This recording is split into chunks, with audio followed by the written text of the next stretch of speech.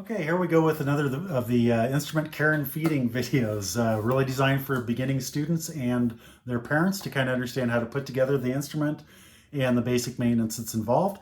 And this week we're going to be dealing with the alto saxophone. Now, the instruction is going to be identical for the tenor saxophone. Barry sax is a little different, but most people don't begin on a barry sax, so we won't be covering that one in this video.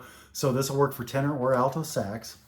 The first thing we want you to do is take this reed, and you'll see there's a really thin end and then the bigger end here. I want you to stick that whole thin end in your mouth. Okay, and you're just going to hold it there, and you're going to let it absorb moisture from your mouth, and that'll get it moist and ready to play. And you're going to leave it there for the entire time that you're putting this together. Okay, now I'm not going to do that because you need to be able to understand what I'm saying, and it's hard to talk that way. So pretend that thing is sticking out right there, okay? So the second thing we're gonna do is actually put the strap on. There should be a neck strap in your case, and it's got a hook on it, and then of course this one's got some nice padding. And then you're gonna pick up the saxophone. Now, when you pick up the saxophone, I really like you to pick up, say, by the bell. You wanna pick up somewhere where there's some real meat to the instrument, okay? You don't wanna grab it by, say, the keys to pick it up, or this key, or even the key guard. You can bend those, and we don't want to do that because then it'll need adjustment, won't play correctly, and we'll need to work on it. So pick it up somewhere. 2 hands is great. Set it on your knee, and you'll see on the back side here, you'll see this loop, and that's where our hook goes. And you want to double check that you're not accidentally hooking onto a key or something. So the reason I want you to do that is the second thing you do is now your sax is safe. While you're messing with other things, doing the neck, doing the mouthpiece, it's not going to fall onto the ground. You can set it on your lap still, or just leave it hanging. Now, most saxes will have this end plug. This is called the receiver, and this is just to protect that from getting any dents or debris in it. So we'll take that out. And what goes in there is the neck, which looks like this. Now, this is an underslung key arrangement. There's also an overslung where the key will come around, or come over the top and then around. Either way, they work pretty much the same. I want you to grab those, get in the habit of holding that by the base here, close to where it gets smaller. And that'll just keep you from accidentally bending something if you leverage out here. You'll see here at the receiver, there's this. This is the octave key and our octave lever that is going to engage with this piece on the key. So when we put that on there from the base, we're going to push it in there and just wiggle it on until it goes on. And you'll see that key goes over the top of that post. You can kind of see its side profile there. So where that exactly ends up is going to vary a little bit. You've got a little bit of variance here for position, and it'll still work. And that's going to vary a little bit by the player. For now, just put it to where it's right in the middle there, just like that. And then you'll see on the receiver, we've got the screw here. We just need to thumb screw it so that the neck doesn't wobble around real easy. You don't have to get it super tight. So that's the neck. Now, also on the neck, you'll see this piece of cork here. Now, your mouthpiece is going to slide on there. We need to lubricate that and also protect it from the moisture that it's going to encounter. And so in your case, should have been some cork grease. And we're just going to put a bit on there and then smear it around a little bit with our finger. We call it cork grease. It's really, I think, usually more of a wax product, but I'm not certain what goes into the science of it. So we smear a little bit on there. How often do you need to do that? Well, on a brand new saxophone, you might have to do that a couple times a week during its early life. That cork will eventually kind of absorb a lot of that grease, and you'll have to do it less frequently and less frequently. The big thing is you don't want it to be dry to the touch. You want it to be just a little bit slick, and you don't want it to over apply it to where it's just saturated, because that can actually break down the glue. So once or twice a week when you're starting out, once you start getting that saturated, it might only be a couple times a month, or maybe even once a month. So we've got that on there. And now we'll jump to the part where a lot of beginning students kind of struggle a little bit, and that's the reed and the mouthpiece. So you've had this reed tucked away in your mouth. You have a mouthpiece, and the mouthpiece has this kind of flat side. It's got a little curve to it, but it's the flat side and then the top. This is called the face. And then on the reed, you kind of got a face of the reed too. That's this flat side, and then you have the rounded side that's carved.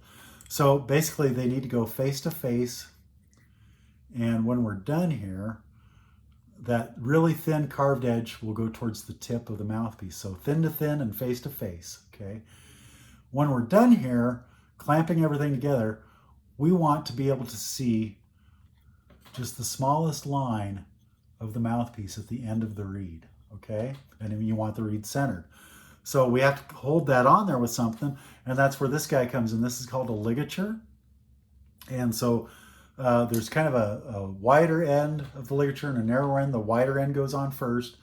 And I'm going to slide that down there. I've actually got them kind of upside down. There we go.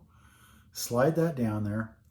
I'm going to get my reed as close to position as I can now. I'm going to do it from this side because I need to be able to see it, and then I'll flip it around for you. So I've got it pretty close. I can just see that little edge of black there on the tip, and we're good to go. And now I'm going to tighten it down. And you don't have to go gorilla on this. You just need it tight enough to hold the reed firmly. And we're good to go. I'm going to look at that alignment again, make sure it's centered, see if I need to do any adjustments, and we are pretty good. It's centered. You've got just that tiny line there. So that's the hardest bit of assembly here. Once you've got that on there, you're going to put the reed on there, reed facing down if you're holding the saxophone, so that reed's on the bottom. And you just want to slide it on there gently. This is how we tune the saxophone. Your director will help you do that. If you're playing flat, you're going to push it on. If he says you're sharp, you're going to pull it back. So your director will help you do that. For now, just put it on there till it's snug. You're good to go. So now we're done playing. We've learned some new notes and stuff. Now we need to disassemble it. So we're going to take the mouthpiece off, loosen the ligature, just a couple turns there, slide that off. I want you to put that reed back in its little plastic case. So that's going to help it dry nice and flat. It's going to make it last longer, and it's going to play better for you if you put it in that case. Also, you want to take that reed off every time you play because you don't want that moisture to just stay trapped in your mouthpiece and weird stuff starts growing. We're going to put the ligature back on there. Should have a cap. That'll go on there. That'll protect the tip of the mouthpiece, and that'll go in the case. The neck here, we're going to loosen that screw, that receiver screw, with just a couple turns. Grab it by the base, pull it out, and put it in the case. Now you're left with just your saxophone on your strap still, and we want to get the moisture out of there. So what we're going to use for that is what's called a swab, and this is a cloth. It's usually got a piece of foam or a brush in here and a weight on this end. And what we're going to do is we're going to drop that weight, hold our saxophone up and vertical. We're going to drop that weight all the way down there, just like so. Let gravity take that weight to the bottom. Just heard it hit the bottom. Now I'm going to stuff a little more of that string down in there. And now gravity's not helping me anymore, so I got to kind of stuff it in there. And then I'm going to tilt the saxophone, and you see that weight dropped out there. So now I'm going to grab that weight. If I have to, I might have to kind of help this foam get started in there, and then I just pull it through, just like that. Comes out the other end, and you're done. So you want to do that once or twice every time you're done playing. Now, sometimes you're rushed at the end of class. We do sell this item here. This is called a pad saver. It's got a special fiber that wicks away with the moisture from the pads. And this takes the place of that end cap and your swab, and you just drop it in there. You're done, put it in the case. Now, the catch is it doesn't do quite as good a job around the corner here because it's a straight piece and the sax is bent. So I like to do both, and that gets us to our weekly maintenance. So that's your daily, your weekly maintenance. You're done playing. If you're using one of the stuffers, go ahead and also run the swab through first and then put your stuffer in, and that'll just get all the stuff out of this bottom here. It's not a bad idea to wipe off any excess cork grease and maybe re-grease it. You'll be ready for the week. I also like to clean the receiver and the insert here. So I just do it with a Kleenex, wipe that off. And then inside here, I'll pull that stuffer out. Inside here, wipe that off on the inside. And that'll just keep if there's any grit or anything like that in there. Do that. Check it over for any fingerprints, or I'm sorry, any loose screws or anything. Wipe off your fingerprints for the week, and you're good to go. So pretty simple maintenance on there. So if you have any questions about the alto sax or the tenor sax, how to maintain them, just give us a call, 308-234-1970. That'll get you to all three locations, Kearney, Grand Island, and then out here in western Nebraska, northeast Colorado.